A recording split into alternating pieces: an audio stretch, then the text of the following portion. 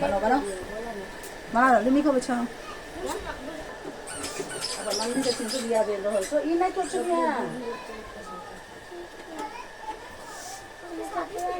ला हां भाई आए मरा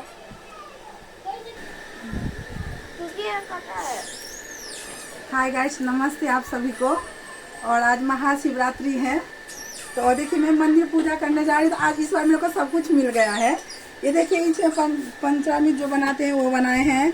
ये भोला बाबा का सबसे प्यारा चीज भांग भी मिल गया। या धतूरी बहुत मिला ज्यादा से। और ये बैठ आज का दिन जो है ना सब भोलेनाथ का बहुत अच्छा है।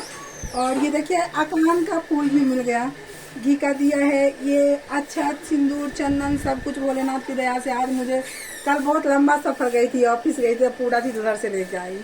और आप लोग भी अच्छे से महाशिवरात्रि का व्रत कीजिए अच्छे से। जो नहीं करते हैं भोलेनाथ के मंदिर में जगह बस ये गंगा जल और एक लोटा जल चढ़ा देंगे ना तो बाबा खुश हो जाते हैं। बाबा को किसी चीज की जरूरत नहीं होती है। तो आप लोग भी अच्छे से मनाइए। मैं अभी बस सुबह से सब कुछ करी है और नहाने धो के अभी मंदिर जा रही हूँ। और मैं सोचिए कि बस आप लोग को दिखा दूँ ये सब जो चीज है ना आज के दिन में बहुत जरूरी होता है भोलेनाथ की चढ़ाने का।